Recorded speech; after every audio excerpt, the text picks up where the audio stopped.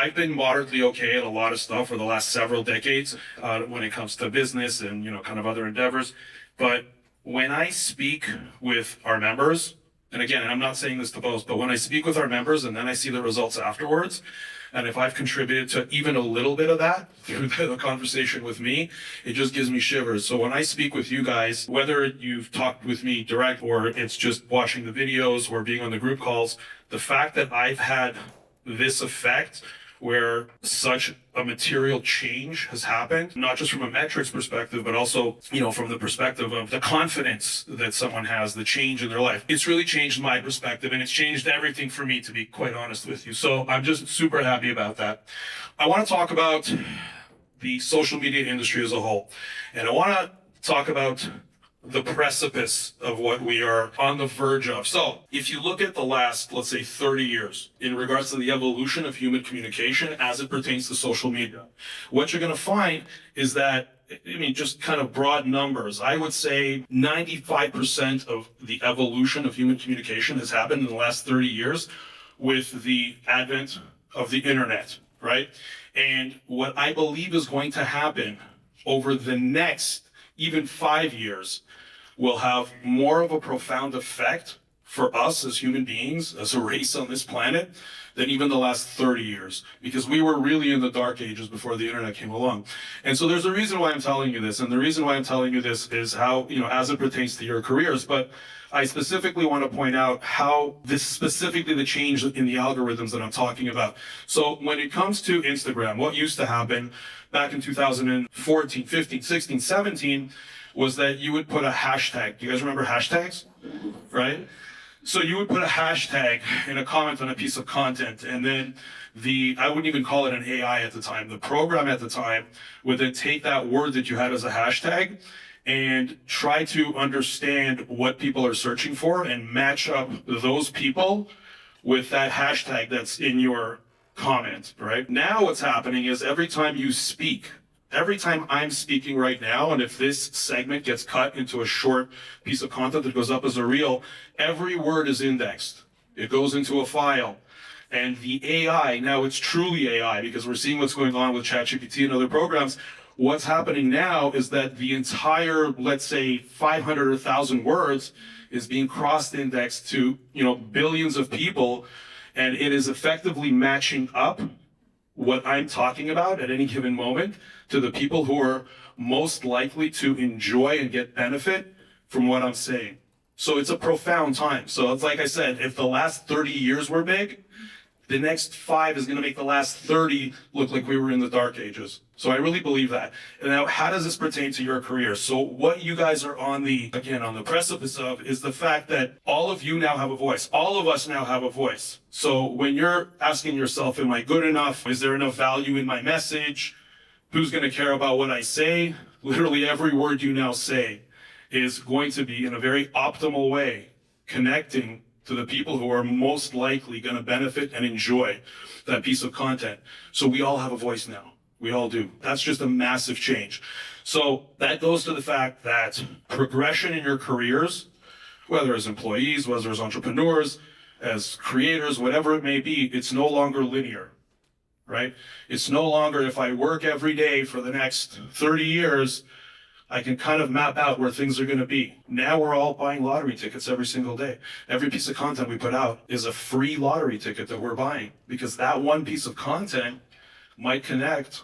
Like when I was in the cold plunge and Valeria asked me to tell her the difference between what I thought to be identical shoes, connected and reached 60 or 70 million people, right? So you all have the power to do that. So I just wanted to point that out. In terms of what's going on with Creator Method, there's a few things I wanted to share with you guys. We've been listening. We had a focus group yesterday. So to those members who came to the focus group, thank you. I want to just announce a few things. We are working on segmentation.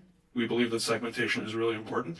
Segmentation in regards to the way we'll be segmenting it out is by a combination of scale and subject matter. Jessica, who is our new senior coach, Jessica's a New Yorker, and Jessica is going to be holding, first of all, one-on-ones. So we're now increasing our ability to do one-on-ones and have that kind of support. But she's also going to be hosting daily calls. So now we have weekly calls. That's kind of like an Ask Me Anything to everyone. It's not the experience we want you guys to have. So we want you to be in calls that you can choose, approximately 20 group calls a month. That, okay, today we're talking to the doctors. You know, we want to talk to the doctors and their specific needs, and make sure they all meet each other too, because that's really important. Then we want to talk to the fashion creators. We want to talk to the entrepreneurs. We want to talk to people with 1 million plus. We want to talk to people between 10 and 50,000 followers. We want to talk to people who made over 2,000 posts. So we're working on that. That's coming. I'm seeing nods, so I'm happy. That's really important. Good. Thank you. The other thing is communication. So, we started with WhatsApp. We had 100 members. It was crazy. So we went and we set up Slack. And now that we have Slack, the other problem is now there's too much. There's a lot going on, right? So what we're doing is we're going to be creating a video or potentially a series of videos on how to best use Slack for your benefit. So we'll be providing that training, those tutorials. But in addition to that, we're kind of going back and we're also setting WhatsApp again. However, this time it's going to be read only. So to make sure, because there are people here that, when I spoke to them last week, and I said, hey, are you coming to the summit? They're like, what summit? Yeah. Like, what summit? What are you talking about? So again, we hear you. We're going to improve that. There's about 150 of you who are already there. For those who are not there yet, we will add you manually. Okay? And then that way it'll be a read only. You guys will get the message. You'll know about this is what's going on. This is a new piece of content that we put out. I won't be sending baby pictures of our kids. So you don't have to worry about that. And the other thing is, I don't have details on it yet, but we are working on a robust referral program. And that's it, guys. So moving on, we've got Kim Perell here. Kim Perell is a 9 times founder, 3 times best-selling author, investor in over 100 companies, acclaimed speaker, and proud mom of 4.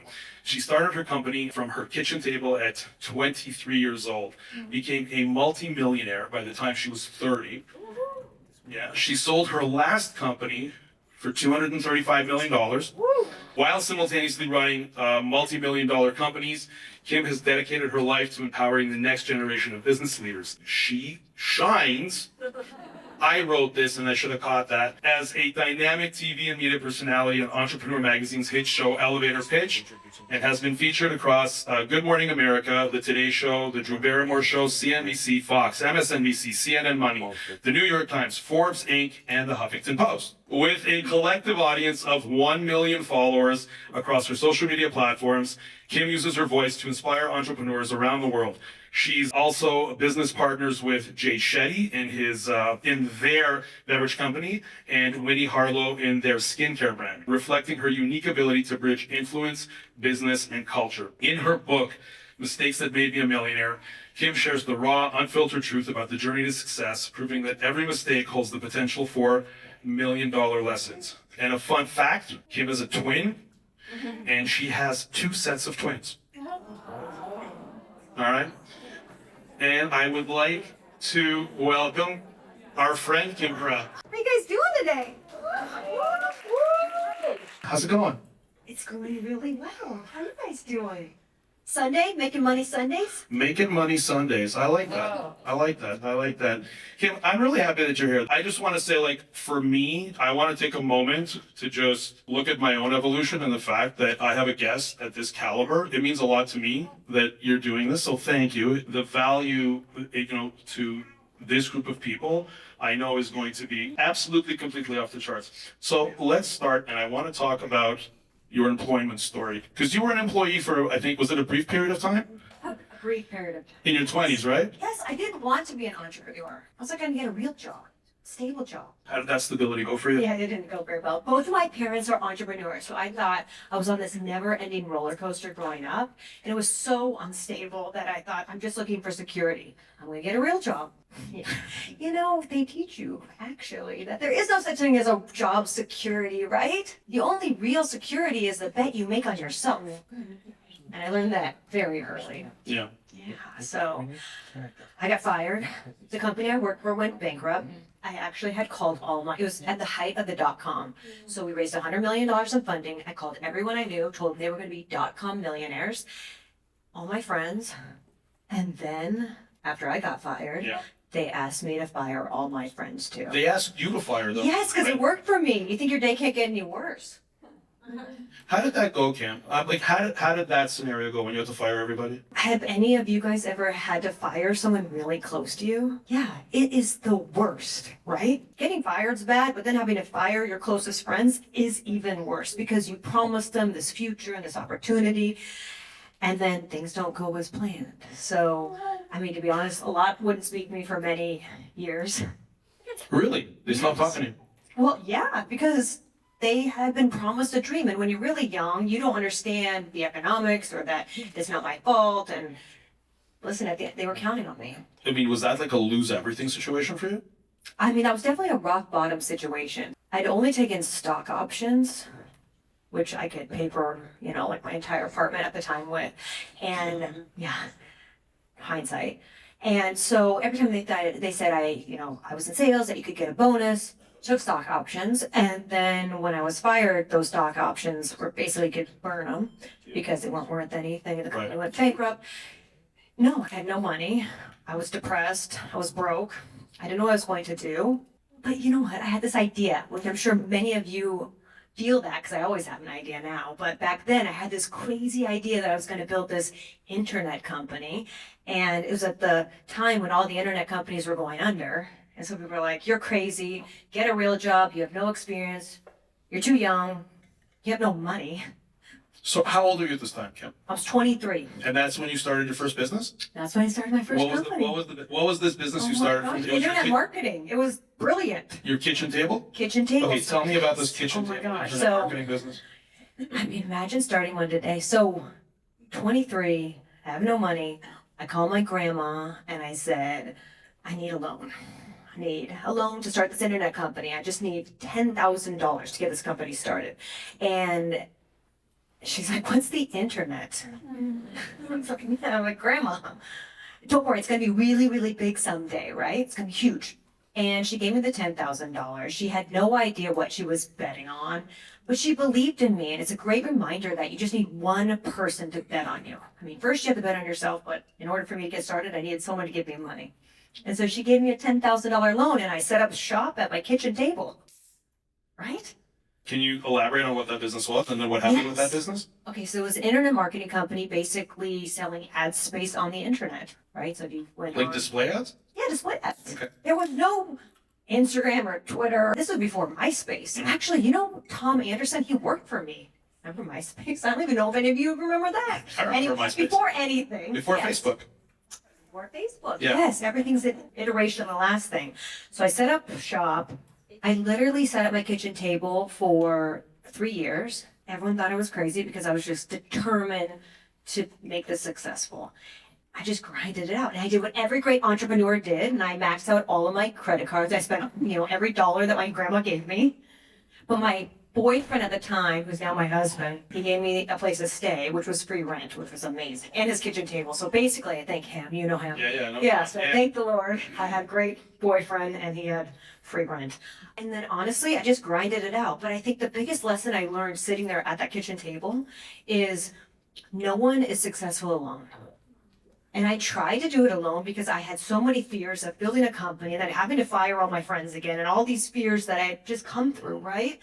And knowing that I had to ask for help because you just burn out, right? You're just burning out. And so that's why this type of community is so amazing, because it's a reminder that there are people that can help you get to where you want to go if you just have the courage to ask. What did you do when you felt alone like that? What was your action plan to get help? Something drastic has to happen in order for you to really realize that you need to ask for help. So my boyfriend at the time found me just totally burnt out. I had a fever of 104. Found me on my computer and it was like the keypad was like smushed into my face and You were like, well, you fell asleep at the computer? yeah, and he found me there and he's like, this is unsustainable. A, you're sick, go to bed. And B, this is like the third time in 3 months this has happened. Something's wrong with you. You have to ask for help. And so I called the one successful person I knew that had built companies before. And his name was Jerry. And he said, I thought he was going to give me some feedback on my marketing or my finances. And he's like, no, this is a people problem. You have to get help. Like, you cannot do this alone. You will not be able to build this company alone. And that's when I came up with these people pillars. That's what I call them, which is the 4 pillars, just like a house has 4 walls, 4 pillars that I was going to build in order to be successful. And that was a game changer in my mindset shift of, I have to do it alone, to no one is successful alone. So what did you do? Like, who was it? Hires? You hired a bunch of employees? First, I needed a mentor. Like mentorship, we were talking about that Yeah. early. I have so many. Who here has like a great mentor right now? Gary. Gary, you're Edwin's mentor. Thank you. Yes, That's great right? seeing you guys. But really, statistically, 93% of self-made millionaires have mentors. And employees are promoted 5 times more if you have a mentor. And every great person you could think about has a mentor. Bill Gates had Warren Buffett. Mark Zuckerberg had Steve Jobs. Luke Skywalker had Obi-Wan Kenobi, right? That's right, yeah. It's so important. So once I got this mentor, my world changed because a mentor was someone that had been where I wanted to go. He had successfully built a company. And that's what I needed. I needed not, my friends saying this is what to do when they have no idea how to build a company. I needed someone that built a company and could give me really great feedback as I was trying to build. So I want you to help us out. And tell us, because, high level, I agree with you. We have to find mentors. All of us do. We need to find people who have done it. But not only people who have done it, but people who actually have an interest in seeing you succeed. So you kind of have to pick your mentors, right? I think that's important. And so it's one thing to to go out and get a mentor. Can you tell us and elaborate on how to do that? And just before you do, I want to provide some additional context. So if you are somewhat alone, or you're creating content on your own, or you have a startup, whichever endeavor that our members here have, how do they find that mentor? Like, how do you actively go out and get that person? How do you ask for that? 3 really, really powerful words. Are you ready? Let's have coffee. It's so easy. No, seriously. You can ask for virtual coffee, physical coffee. If you can get in person, even better. But asking for coffee, and I didn't even drink coffee. I like tea, as you know. But it's such an easy ask to anyone. People ask me all the time, and I started asking everyone I knew, do you want to have coffee? Do you want to have coffee? Because that coffee led to opportunities and advice that I wouldn't have gotten if you're not in person. It's amazing, actually, in person, what people will tell you. So if you can find someone in person, even better, right? Yeah. But I still do that. I probably have at least 3 to 4 coffees a week with just people that I either am mentoring, right? Or people that I actually want to learn from. And so it's just been something that I use, that the ask is really, I love what you're building. I'm an entrepreneur. I'm trying to insert, win in the beverage space, win in the creator space, doesn't really matter. Could you just take 15 minutes of time? And 15 minutes is a low ask, right? But to your point, they have to want to. Yeah. So usually someone's like, I'm going to ask Mark Cuban. Well, listen, maybe go somewhere closer to home. Sure. Right? Because maybe he responds, but the likelihood of someone who actually cares about you and wants you to be successful taking that 15 minutes is far more likely. Let's say, for example, you ask 3 different people and you get 3 no's. Yeah. What is the mindset that is required to not succumb to the fact that you may be feeling you have imposter syndrome, that you're not good enough to get those 3 meetings, so I'm just going to stop and I'm not even going to try to get the 4th? What's the mindset that you've employed in your past to get past that? Well, first of all, 3's not that many, so I make a bigger list. Right. Yeah, you're likely going to get 3 no's, so you should know that going into it. Make a list of 10. And I think rejection's your best friend. If you're not getting rejected, you're not trying hard enough, actually. So I'd say go for the no, right? Go for the no. Yes, if you say no to me, okay, keep on moving, because someone's going to say yes. Yeah. When Valeria and I have talked in the past, and I said, we should do this, or we should do that, or you should contact this person and ask to do a collaboration. And Valeria's, in the beginning, she was very humble, and she would say, well, you won't be worse off. If you'll ask and they'll say no, you'll be in the exact same position. We will be in the exact same position we are now. So it's better to actually go for that ask. I want to dive in a little bit into mistakes. You've made errors on your way to obviously incredible success. I want to understand your mentality around making mistakes, and why is it so important to make mistakes? I mean, everyone, you guys are creators. Everyone shows the highlight reel, the easy part, the part that looks great. And the reality is, that's the tip of the iceberg. It's like a struggle. It's hard. There's like all the messy stuff all behind the scenes that no one talks about. And the setbacks and the challenges and the dead ends and the times when you just don't think you can go forward anymore and you want to quit. I get it. And that's why I want to share all the mistakes that I've made. So hopefully you guys can, learn from them, skip the line, hopefully not make as many as I have, which have been a lot, and just be transparent that just because I've failed does not make me a failure. And I think that's really important because we can have something bad happen to us and that could define us and what we do in our life, or you could that's just a chapter. We got to keep moving on. And I think that's really important because so many people just get stuck at this didn't work and now I give up. When it comes to making mistakes, I want to talk about mistakes as it pertains to content creation. You've put out thousands, if not tens of thousands of pieces of content, which has resulted in you accumulating an audience just of subscribers alone, like 1 million across platforms. Has every single piece of content you've made gone viral and gotten, hundreds of thousands and millions of views? Oh, no. So how did you not let it, you guys see where I'm going with this, right? How did you not let it just stop you in your tracks to say, well, I put so much time and effort into this one piece of content, but I thought it would do really well, but it didn't. Well, how did you know to go on? Well, it's interesting because you think, or I thought, let's just share the highlights. We sold for 235 million. I did this, I did that. Nobody cares. But then when I started sharing, all the mistakes I made, all the failures I had, all the challenges, people really loved the content. They're like, oh, she's been fired, she's been broke, she's been rejected, she was sued, she's been served, she's been failed.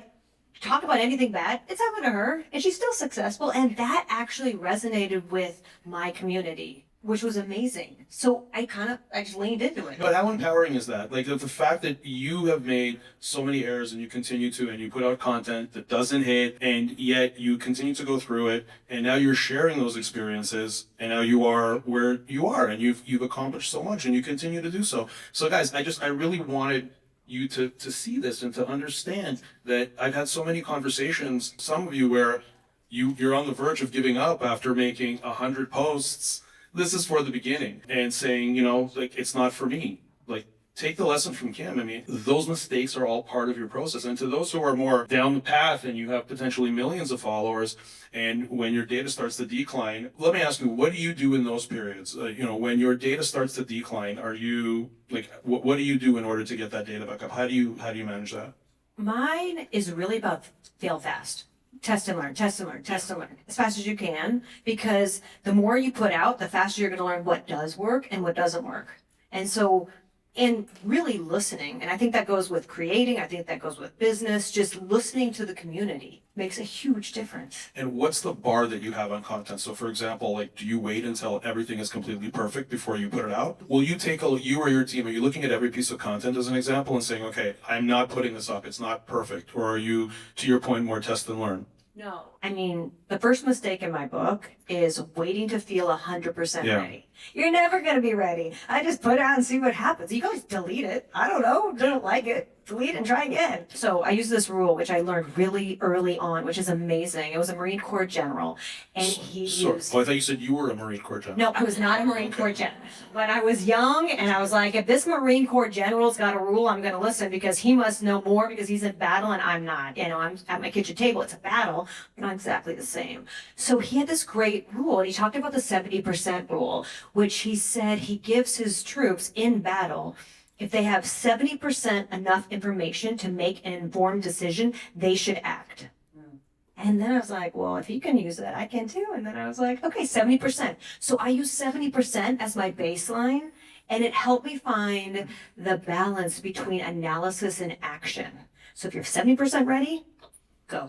I mean, you've had 9 different companies, you've had multiple exits, you authored multiple books. How do you feel that personal brand is applicable to this? How important is this to you? It's so important. I could not place a higher value. And it's interesting because I have a lot of businesses, right? Yeah. So I actually have a big community on LinkedIn, which is for what I do, which is really important for raising capital and getting brand. I mean, it's a different market, right? Sure. So it depends on what, what you're looking to find in Yeah. a community. But it's so important to be out there and sharing, it's so cute. Like I went into somewhere, I was at somewhere in New York for Ad Week, and someone came up to me like, I love your grandma. And I'm like, oh, she's been gone 10 years, but it's amazing, People relate to the personal stories about, my grandma making a bet on me. So regardless of who they are, where they are, everyone can relate to the personal stories. And that's what really matters, because that creates an authentic connection and for you to trust me, to like me, and eventually want to buy from me. So I agree with everything you're saying. This is something that we talk about often. I want to talk a little bit about kind of the state, from your perspective, the state of the creator economy as it pertains to building businesses. So you are famously partnered with Jay Shetty. You're famously partnered with Winnie Harlow. You chose to go into business with them, I'm guessing because of their reach, because of their personal brands. How important when creating a business is it to have that in the mix, to have a personal brand in the mix, that as a partner? I mean, creators are a new media channel. So from a business perspective, and if you're looking at marketing spend, it's very efficient.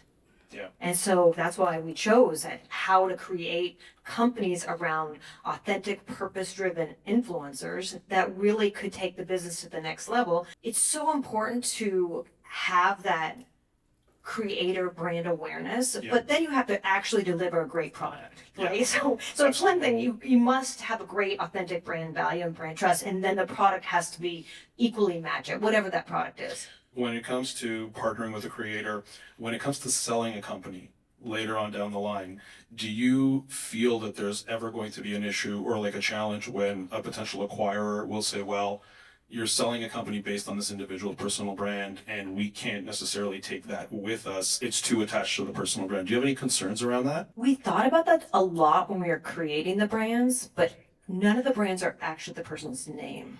Because I think you do. No, yeah. Right? Well, we purposely didn't call this like Valeria. Right. Right? Like, yeah. Very hard to sell something if your name is tied to it, because then you're Right. selling your name. Or not only to sell, but also to get investors and to move it along, right? Yeah, and you could, right? I know some really great creators that have great brands that are in the midst of selling them, but they have to sell their name and likeness, right? Which then prohibits you as a creator to then create more companies, right? Because then your name goes that way and you want to go this way. So I think making sure that it's rooted in the authentic values of the creator, but not being explicitly saying Jay Shetty's tea brand.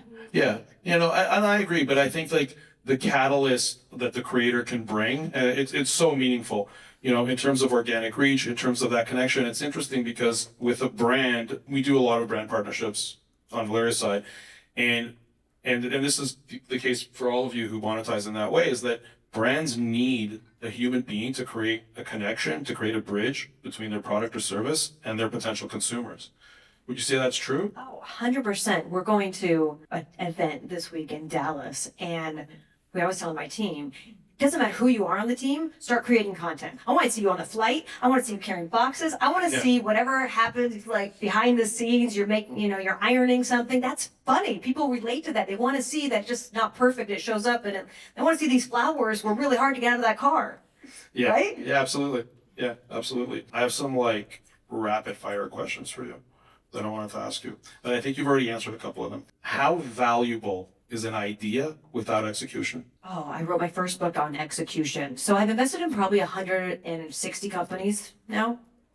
And the one thing that separates the best from everyone else is execution. Everyone could have a great idea. Ideas are a dime a dozen. I have thousands of great ideas, but execution is everything, because it is hard to do, it's easy to dream, right? So when someone comes to you, and I'm sure you get this all the time, people pitching you on investment, on picking your brain, you get that a lot.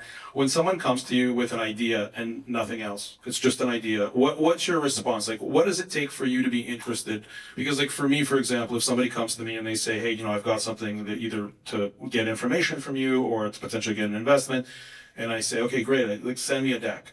That's kind of my first response, because like they haven't put enough effort to even put a deck together, right? Then it's like there's not much to talk about. And my time, I feel, is pretty valuable. So what's your kind of qualification factor when somebody comes to you and says, hey, I have this idea, can I meet with you?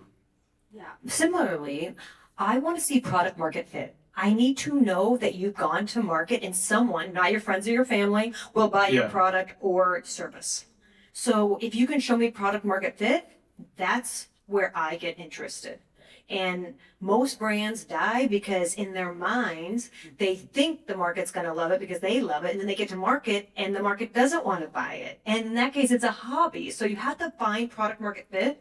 And once you do, you can seek capital to actually bring that to life. Product market fit could be as easy as going to your local farmer's market and selling your protein shake or your matcha tea or whatever it is. But you actually have to have done something. I hate when people come to me and they say, I have a great idea. I'm like, did you do anything? No. I'm just waiting for someone to fund it. I'm like, well, Oh, that's great, right? yeah. What a dream, right? I love a good dream too. Right. I have a dream too. Could you fund it? Kim, what's the number one trait of a great leader? Your confidence has to be greater than anyone else's doubt, regardless of circumstance. Honestly, because the leader, they're like the weather. If it's sunny, everyone's happy. The team reacts to how they react. So if they believe and they can see the vision, even when no one else can, the team will rally behind that. But if the leader isn't confident in where they're going and what they're doing, and because that's going to really matter when times get tough, then that will be really hard to lead people, right? You can't lead if you don't have anyone following you. Right. When it comes to qualification, as it applies to success, I would bet that there are maybe a couple of people in this room right now who feel that they're not qualified enough to succeed in what they're trying to do. So in the case of being a content creator, they don't feel that they're qualified enough. They don't have the skills, they don't have the charisma, they don't have the communication skills. They'll make a whole long list for themselves. How tied together are qualifications to actually somebody succeeding? Like, how qualified were you when you built your company and sold it for $235 million? How qualified were you to actually do that? No, I was not qualified. Here's the secret to success. There are less qualified people than all of you doing the things that you guys want to do because they believe in themselves. That is the difference maker. I had no idea. Like delusional. I don't think delusional because then you'll go on a road to nowhere. But I talk about mistake number 8, which is believing I was underqualified. Like I believed that. It was not true. It is the belief system that I put on myself from a very young age. And we need to stop taking our limiting beliefs that we get in childhood and carry them through to today. Yeah. We need to drop those, right? They're not true. You know, it reminds me, and I think a lot of people in this room know the story when Valeria started creating content when she was 26 years old. And I looked at her, and to us, the proof, like the product market fit, to your point, was the fact that we received a wire for $10,000 from a brand. Before that, it was a couple of $100s at a time, and I never noticed it, but I noticed the 10,000 come in. And so I asked Valeria what it was, and she told me. And I remember at the time, I looked at her and I said, we're going to build this whole business, you know, with you and your personal brand. And she said, Gary, it's not a business. And I said to Valeria, I looked her in the eyes, and she's always embarrassed when I tell the story. It's a good thing she's not in the room.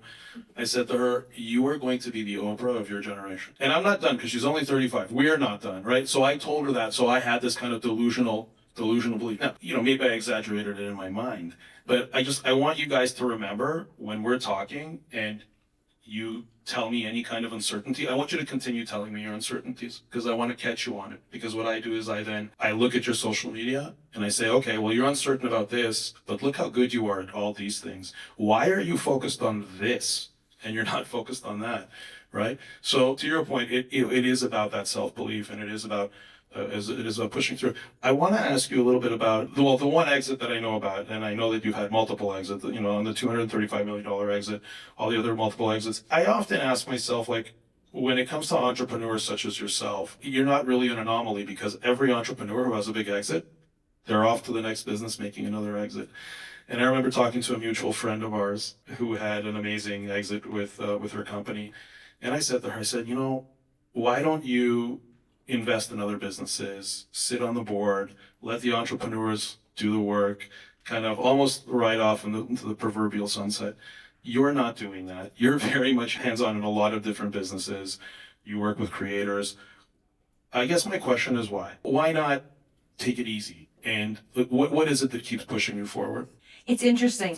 So my grandma made that bet on me. I sat at the kitchen table And then eventually, the first company I sold actually was 20 million. So her $10,000 made 20 million cash because it was just me and her hanging It's out. not a bad right? return. Not a bad return. Grandma was happy, right? She was, yeah, we went to Italy. She was like, this is insane, right? And my grandma was like, Yeah. this is, I don't even understand. Still not. I don't know what the internet is, but that's fine. You know, having someone make that bet on me and then my ability to pay that forward and make that same bet on other people who have big dreams and just need that one person to help bring it to life. Yeah. There's no greater feeling than that is like a gift that just keeps giving. Yeah, I agree. I agree. Before you got on stage, I was talking about that for myself when, when I see that if even I helped a little bit in helping change someone's life, it's just, it's so meaningful for me. Like, how do you compare your impact as compared to like the financial gains? Like, how do you because financially you've done extremely well. How do you value the impact in addition to the finances? At this point, it's really about how many lives I can positively touch. You know, I have 4 young kids and I want them all to grow up to be little leaders and trying to really, that's why I write, that's why I speak. That's why I'm here this morning on a Sunday with all of you guys. It's just, how do we help the next generation of creators and entrepreneurs, like, build their dreams, because hopefully they will then create more jobs and more opportunities and more potential to then other people do that. You can't be what you can't see. So we need to show up and be what we want to embody and create in the world. My question will be, what is the biggest mistake you've committed? I'm not sure about the public, as you mentioned, but the one that you think that we can learn the most being creators. In the book, I talk about 10 mistakes. And then I have mistake number 9, which is quitting too soon. And I actually say, I've actually never made this mistake because I am relentless and I never quit. So the biggest mistake you can make, I think, is quitting too soon. You guys have a dream and it's so easy to quit and it's so hard to keep going. You're right. It's hard, but I often ask myself, and when Valeria and I talk about it, or we talk about it with the team, it's like, yeah, it's hard, but what other choice do we have? Like, really, what's the alternative? Yeah, choose your heart, right? Right. It just feels to me like it's actually way harder to quit because the consequences of quitting, like, for example, like with social media, with everyone's social media here, right? If you're in a place where you're not happy with where you are in terms of your growth, your metrics, what's going on with your personal brand, the opportunities that you wish were unlocking, but they're not, what's your alternative? You can stop, and then what? And it's also about, I think, asking. If you don't ask, you don't get. And you're going to get rejected. I get rejected all the time. Like, I'm either raising capital or I want a brand partnership or whatever it is that I want. People say no to me all the time. I'm like, what? Are you kidding? But they do. And then I say, well, there's obviously not alignment in, like, from their side or my side. But being okay with finding the ones who do see the opportunity. And continuing on, even though you're getting rejected and rejected and rejected. Do you feel you say no? Because I realize you must have to say no quite often. Do you feel that you say no constructively? Oh yeah, I'll give very clear feedback if I say no. Okay. Which I think is important. Yeah, absolutely. Right? As in, you do not have product market fit. Yeah, absolutely. Is there like characteristics of an individual that you are like, I would fund you as the individual versus like product market fit, business can be hard. It's not always easy to get there. But what do you think within an individual, like characteristics that you're like, is it background, pedigree, that would allow you to say, I will fund an idea for someone like this, to understand that a little bit more? For me, I would bet on passion over skill any day. I really would, because I know how hard it is, and I think skills can be learned, passion cannot. In my first book called The Execution Factor, I talk about 5 key traits of all great entrepreneurs. And the first is vision, having that crystal clear vision of what you want to achieve. And Gary, you were saying that about, Oprah, I get that. You have to have that vision of what you want to achieve. The second is passion. And passion is not doing the things you love. It's the things you would suffer for, right? Passion is a Latin root word of pain or suffering. So are you willing to suffer for what you want to create? Because again, it's not going to be easy. The third is action, taking that first step. What's the first step that I can take? If I take 1 step every single day, that's 365 more steps that I have, right? Yeah. And then the fourth is resilience. Like, you're going to get crushed. And then how will you deal with that setback? Will you give up? Or will you dust yourself off and keep going? And then the 5 is really based on relationship and having that network of individuals that will support you. So, I mean, no one wanted to invest in me. My grandma obviously had no idea. And she just blindly gave me 10 grand, right? Yeah. But at this point, I mean, I'm a very good investor. And so I think, never say never. Someone came with a great idea, but I still would probably want to see some traction, right? I agree. I've had people approach me with ideas and I'm just like, do something. Let me see something. It's a lot, but your passion should have produced something up until now to show me Right. some kind of Yeah, do something. something. Yes, it's important to, I believe, to be open to investing into people, but they have to show something. They have to show some kind of action. Now, in today's world, with all the digital tools, it's never been easier to do something. I mean, I could make a deck on any idea and bring it to life in 5 hours, Has right? ChatGPT or any of the AI platforms, has it changed the way you do business or look at things? Completely, actually. Right. It's amazing. So today, there's just no excuse. You could come up with a whole brand and the packaging and the go-to-market strategy and the deck Yeah. by like noon. I want to push back a little on that. When you say you could do all of those things, you could do all of those things. You have the knowledge to prompt the machines. Yeah. Right, but it's the knowledge that I believe is still required. So to your Right. point, if somebody who didn't have that skill were to go in and say, give me a market analysis of the next protein bar, and I want it to be for 18 to 35-year-old females, you would put way more into that ask of ChatGPT than I think somebody who wouldn't. So the knowledge is important. But you could say, what would Kim Perell say to ChatGPT, This is true. You can't say.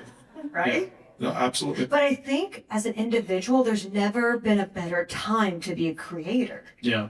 Because you have so Absolutely. many digital tools. I mean, like, yes, you have Teams now, but when I was sitting at my kitchen table, it's like an AOL dial-up, I'm just I trying to get remember. internet connection. I remember. I don't think I'm not doing anything fast. So I wanted to kind of piggyback on what you were talking about, the product market fit. And as influencers, don't you feel like we have a great advantage because of data? The dancer data nerd here. And just because we can see like back end of like, let's say we're doing affiliate stuff, like what's actually selling. So I just love to hear a little bit more about your take on, being creators and having access to that data. And do you think that's, a great advantage, and how to really kind of use that if you are thinking of taking a product to market? You have communities of people that want to give you feedback right now. That's amazing, right? You don't even have to you don't need to hire a focus group. You have a focus group. And even when in our company and one of the companies with the creators, they're able to get real-time feedback on, do you want to launch a strawberry lemonade or a mango pineapple? I mean, like instantly, which is amazing. And this is thousands and thousands of people. So to your point, the data can help you make very educated decisions. And what an amazing time. It's like, are you listening though? I think the biggest thing is, that says it might be listen, the data is telling you something. So can you follow the path? At some point, we're going to create a product brand. We took a stab at fashion and, and I'm happy we're out of that. And we're going to create that. And I believe that when we do actually fine tune what that product will be, we will be going to Valeria's audience and asking questions, just as simple polls and stories, and then getting to not just one, but like a series of them, and then getting to what we think is going to be the best, product market fit, to your point. It's amazing. I mean, we look at, let's just say can design for Junie, right? I was going to ask you, do you And it's use this for amazing, Jay? everything. I mean, we're going to make a strawberry lemonade. There's 16 different designs that we created. Then we take them to the community. They decide which one they like, and we go with that. It's amazing that you can have such incredible feedback based on the data so quickly. How is it working with Jay? He's amazing. He's a good dude, huh? Yeah. I think like the biggest thing in any business are two things actually. One, do you love the problem you're solving? I love to disrupt industries. So can you disrupt, a very old category like tea? Yeah, let's do it. Number two, do you love the people that you're solving problems with? And they're amazing. Yeah. So having both, you love the problem you're solving and you love the people you're solving it with, like it couldn't be better. You're just energized all the time to get up Absolutely. and just create, right? I feel the same way about our team. We're very fortunate. We've really curated an Yeah, amazing if you group of people. don't like who you're dealing with, I talk about this, audit them out. Literally, just, that person that you calls you and you see their name and you're like, oh, I don't want to pick up. No, that person, seriously, I know. Like, yeah, stop, like, right now, no. November is like the month to say no. No to the naysayers, the critics, the dream killers, just audit them out. I have a big dream of creating my own product, but my question to you is, when you started your very first business, how did you make this final decision to go to your grandma and lend those money? Did you feel like I'm ready, I'm prepared, or did you take a risk without knowing or like being actually ready? Can you tell me about that? Because that's something like every day I wake up and think, okay, I'm not ready yet. I need to take another course. I need to read another book. I'm not ready yet. Can you share a little bit of your experience with that? For me, knowing that readiness is not a feeling, it's a decision. Like you have to make the decision that I am now ready. Because I was not ready, but I had no money, so I had to figure out how to get ready really fast. And my grandma was the only person that actually would make that bet. But that's why I go to the 70% rule. It's knowing you're not ready. That's okay. And to be honest, if you wait till you're 100%, the opportunity likely has passed you by. Yeah. Yeah. So you should just, if you have a dream, you just need to start going after it. You're ready. You were mentioning people pillars, and you had 4 that you were going to talk on, and the first one I got is mentor. I was wondering if you could kind of hit the other 3 that you were. Yeah, so the first is mentor, having a great mentor. The second is friends and family. Supportive friends and family, not the ones that tell you can't do it, you shouldn't do it, you won't do it, because they are self-imposing their limiting beliefs on you. So make sure family, like my grandma, who's supportive. The third is having an all-star team. So in the team, as I'm sitting at my kitchen table, like my team doesn't have to be hired team. It could be interns, consultants, my boyfriend, it doesn't matter. Team is just having supportive infrastructure of people that will help you. Not just say good luck like my grandma, but actually lean in and help you out. The fourth is peers. And I think that's really important because that is all of you. It's like-minded people that are ambitious, high achieving, that want to do great things that you can surround yourself, because wherever the people that you're hanging out with are going, you're going too. So you really want to hang out with people that are lifting you up and that you can learn from. Yeah. I think there's nothing better. We were talking about that before, right? Yeah, This community is filled with like-minded people. The question is, are you taking advantage of it? In addition to that, I think it's also to surround yourself with people who are intentional. So intent is a big deal. You can have people who are like-minded, yes, in terms of like core values but intent is a little different, right? So when you guys are talking to each other, and you're trying to create whatever it is you're trying to create or achieve, whether you're entrepreneurs or creators, which now it's all kind of one. Are you in a group of people that are on that mission to not only talking the talk, saying I want to do this or that or be a creator or entrepreneur, but are actually doing it? And I think that's really important. And that's why, like, if you see kind of like our social circles, we spend time together. And I know this is because we have mutual friends. Like, we spend time with people who are on missions, right? Spend time with people who are on missions. I was hoping you could give a bit of practical advice maybe about taking risks. I think I'm probably not the only one in the room here who has like a full-time career, but we're doing the content creation thing on the side and then thinking about, well, do we maybe take the plunge and do we do our own thing? And how do you weigh the risks and benefits and make a decision that you feel really confident about? I actually wrote another book. It's amazing. That's why I keep writing, because people keep asking questions. I'm like, okay, I'm going to help. I wrote a book called Jump, which is about when is it the right time to make that jump, that decision, that, I call it the exit ramp strategy, when you're getting off what you're currently, the lane you're currently on and trying a new one. I think first you have to assess really your support system and if you have the capital to make a jump, right? Yeah. But I like to look at everything in 1 year, and which I love is it's November, so I try to do a 1 year plan and look at in 1 year, I don't want to be at my job or whatever you're doing. How do I get from here to where I'm 100% doing what I love, and then work your way backwards? And that's been really helpful for me. I mean, even right now, with every company I have, it's about 2026 planning. Like, I know exactly what we will achieve in next year. And so really thinking of that in your own life. Where do you want to be 1 year from today? If you guys we all come back here in 1 year, November 2nd, what will you have accomplished? And making that kind of what you were saying, obsessed and relentlessly focused on that. Because anything's possible if you put all of your energy in it. And you have 24 hours in a day, and trust me, I've got four kids, so you have, even if you were working 8 hours, sleeping 8 hours, you got 8 hours to do everything else. It's like finding those time where you can dedicate to the next chapter of what you want to create. And it's about, I do a lot of time blocking, so I'll wake up early, I'll go to bed late, but just time blocking. Well, you'll get along with Rachel, our CEO, really well. She's time A lot blocking. of time all the time. blocking, right? She's Because the great. kids Where's have their Rachel? Where's schedules, Rachel? right? Oh, She's she's time blocking somewhere else. She's time blocking. But I think it's being very intentional with your time, and you're going to have to make sacrifices. So if you really want to be successful, meaning Absolutely. maybe you're not going to be able to go to stop scrolling, even though it's your job. Yeah. Mindlessly scrolling unless it's intentional, to your point. Yeah. And, really dedicating the time that you could be out socializing or with friends and working. Success takes time and a lot of hard work. You've mentioned about the mentorship, and are there any red flags or signs that tell you a person might not be ready for mentorship yet?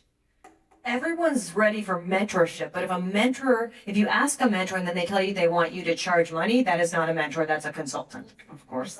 Because I've seen that happen a lot. I'm like, well, that's not a mentor. A mentor actually is someone that cares about you, is wanting you to be successful and invested in your success.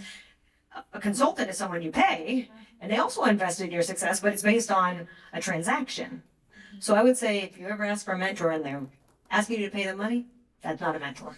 When someone is approaching Kim to be their mentor, Yeah. what is she looking for in a mentee? Because I mentor a lot of amazing women, actually. And usually it's something about them and their story or what they're creating that really resonates with me, like on a personal level.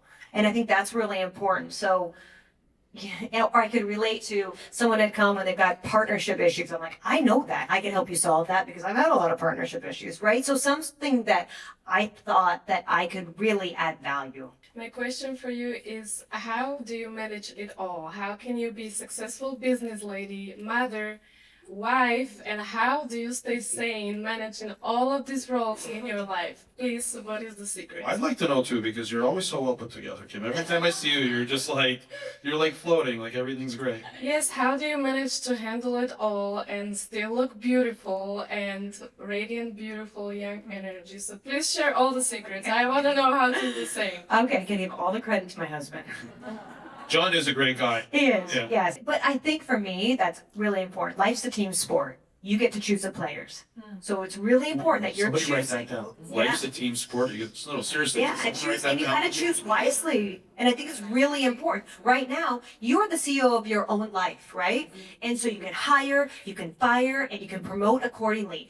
You have a choice. And so making sure that you're making the choices of who you're spending that time with and who can help you. I could not do it alone on anything, right? Oh my gosh, yes, I delegate everything, but it's a team effort. So I think it's more about we're in this together. We're going to create this beautiful life. We're going to need a lot of help, and we need other people that want to go on this journey with us. It's just like building a company or building something else. Are you aligned with my vision, my passion, and what I want to create? Because you cannot do it alone. But finding people that want to take that journey with you you will be exponentially more successful. And how do you maintain the mental health while you are doing all of this? Oh my gosh. So I do a lot of, honestly, I do a lot of meditation. I do a lot of physical activity. I prioritize my health. Health is wealth, right? So if I'm not healthy, everyone's going to suffer. So I'm really, and you are too, I'm really focused on biohacking, everything to make sure that I'm mentally fit, physically fit, emotionally fit. And I try to cut out all the noise. You only have so much bandwidth. With that, you guys, you only have so much bandwidth. And you can only handle so much noise. So really being, specific on how much bandwidth I have and how much noise I can take in. On the health thing, you and John, I have to work on getting you guys over to my ice plunge. You know, I just read something. It's not good for women. Is that true? So, Right? so I have, Yeah, see? I have a second one Oh. that is at a lower temperature. Okay. A second cold plunge. For That's, women. yeah, Right, because now there's studies. I have a sauna though. I do sauna 20 minutes. Love a good sauna. yeah. You have the red light, Yeah. the infrared. Yes, the yeah, infrared. yes. And I have a hyperbaric chamber. I mean, like, we're all out, right? Yes, yes. Well, it shows. How do you learn to trust your intuition when you're in this high, really chaotic world in order to, when all the logic says no, when you say yes, or vice versa? I try to do things that scare me and excite me at the same time, right? That's a certain type of doing. The ones that give you that pit in your stomach, you know, like, again, that person that calls and they give you a pit, or the person that you spend energy with and you leave, and I really assess, you know, your body knows things if you just take the time to listen. Yeah. And so I think that's really listening to yourself and trusting yourself. And I've gone into business deals that I thought were going to be amazing, that just something felt off. You should just trust your instincts because they're right. They know something that you can't maybe put your finger on. And so I think that goes back to just trusting yourself. I've made the mistake of ignoring my instincts in the past and getting into deals that didn't end up doing well. Yeah. So it's important. As a business lady and a mother of four, my question is there a specific lesson that you've learned during the years juggling everything? Mine is really not caring what anyone else thinks. I know what I'm supposed to do, like, in this world, and whether or not you like it or hate it, I'm going to do it anyway. And that takes a lot of courage, you know, and especially with kids and we could talk a lot more about like that. That was a whole journey, but just knowing, being so clear in your own path that you're okay if people don't agree with it. But is there something that you experience choosing yourself over your children? Sometimes that you can say, oh my gosh. I think that just goes to, you know, you can't do everything. So I'm really conscious about what I choose to do. So, especially with my children.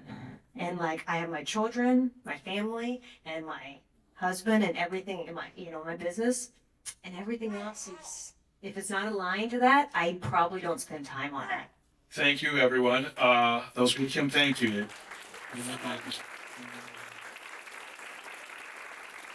Got some books. Would love. You guys are gonna make all these mistakes, so please let me help you not make them. I brought them. Would love to sign some. Are they signed?